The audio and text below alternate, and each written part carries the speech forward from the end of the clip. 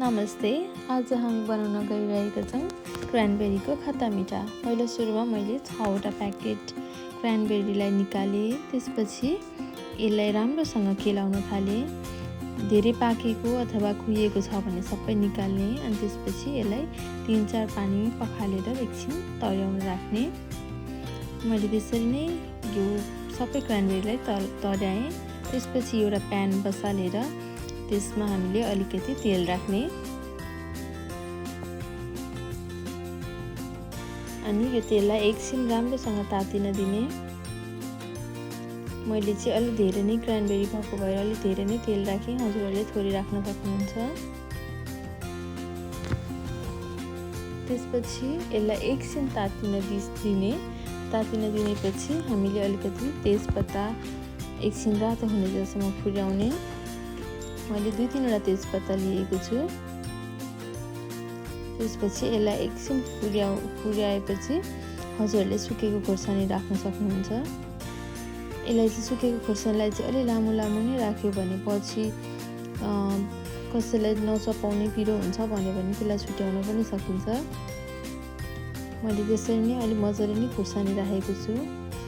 खोर्सानीलाई पनि एकछिन मजाले फुर्याउने।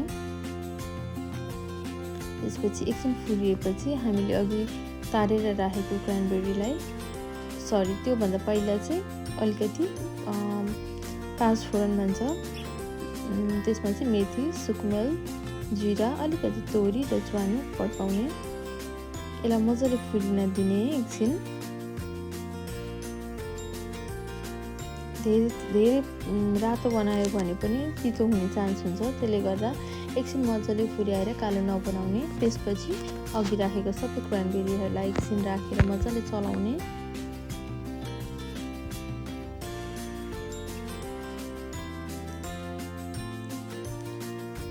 यसलाई एकछिन मजाले चलाएर एकछिन पकाउने ताकि यो क्रानबेरी दानाहरू सबै अलिक फतक्कै गलाउनुपर्छ। मैले त्यसरी नै यसलाई मजाले चलाउन थालेँ।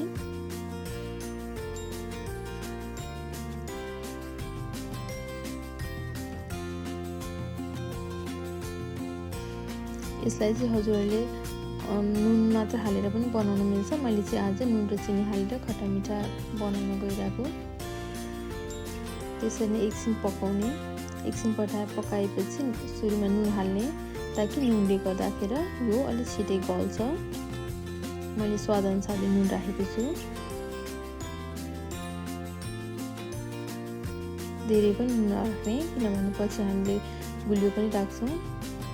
त्यसले गर्दा यो क्वान्टिटी धेरै भएर धेरै देखिएको। हजुरहरूले चाहिँ थोरै नुन राख्न सक्नुहुन्छ। नुन राखेपछि फेरि मजाले चलाउने। एकछिन सबैतिर नुन पुग्ने गरी चलाइसकेपछि यसलाई हामीले छोप्न सक्छौँ। मजाले चलाएपछि अलि मजाले गल्छ। त्यसले गर्दा सबैतिर नुन पुग्ने गरी चलाउने।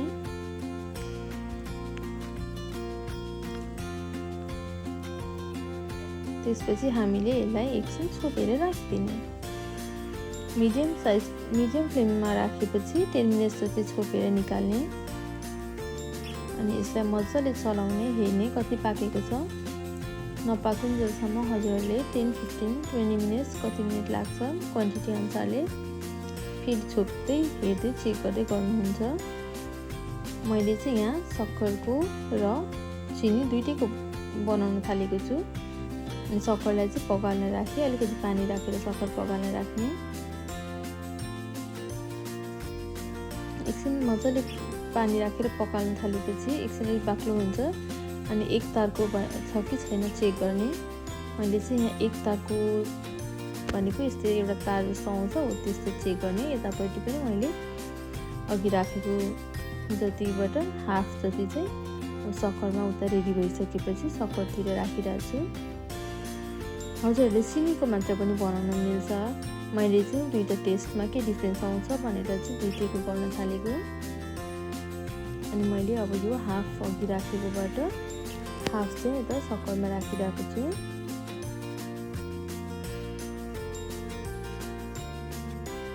यो सक्खरमा राखेको चाहिँ अलि एकछिन बाक्लो हुँदासम्म पकाउने।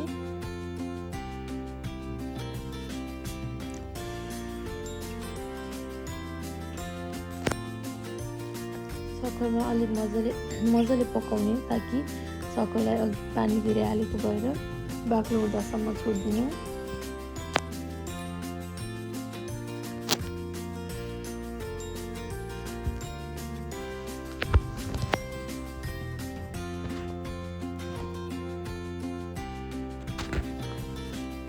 सक्खरमा मजाले पकाउने एकछिन। यता सक्खरमा हुँदासम्म यता चाहिँ मैले ब्राउन सुगर राखेको छु। यसलाई मजाले सुगर अलिक धेरै नै राख्नुपर्छ। मैले चाहिँ यहाँ यति नै क्वान्टिटी 3 चोटि जति राखेको छु। हजुरहरूले चाहिँ थोरै छ भने थोरै राख्ने, तर धेरै गुलियो नै भएको मिठो हुन्छ यो चाहिँ। अनि यसलाई मजाले सुगरलाई पग्लिने गरी एकछिन पकाउने। छोप्दै पकाउँदै गर्न पनि मिल्छ। यो क्रानबेरी जति सबै गल्यो त्यति नै मिठो हुन्छ पछि गएर, ताकि यो सबै यो सुगरहरू चाहिँ भित्रसम्म पुग्छ। नत्र भने अलिअलि क्रानबेरीको अमिलो टेस्ट आउँछ। त्यसले गर्दा जति सक्नुहुन्छ त्यति नै पकाउँदा राम्रो हुन्छ। सबै छोप्दै पकाउँदै गरे पनि हुन्छ।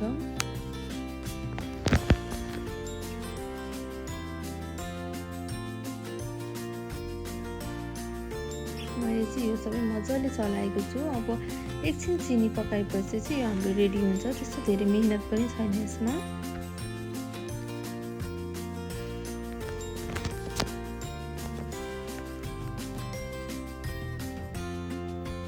यो चाहिँ हाम्रो एकछिन पकाउने, अझै पनि एकछिन चिनीलाई अलिक स्याट आउने गरी पकाउँदाखेरि पछिसम्म बिग्रिँदैन। यता सक्खरको पनि रेडी भइसकेको छ। सक्खरको चाहिँ अलिक ब्राउन कलर हुनु भएर यो अलिक डार्क कलरमा आएको छ।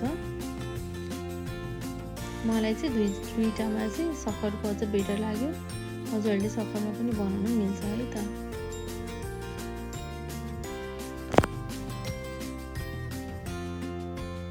एकछिन मजाले चलाउने। सक्खरलाई पनि अघि हामीले 1 तार भनेर चेक गरिसकेको थियौँ, त्यसले गर्दा यो एकछिन पकाएपछि रेडी नै हुन्छ।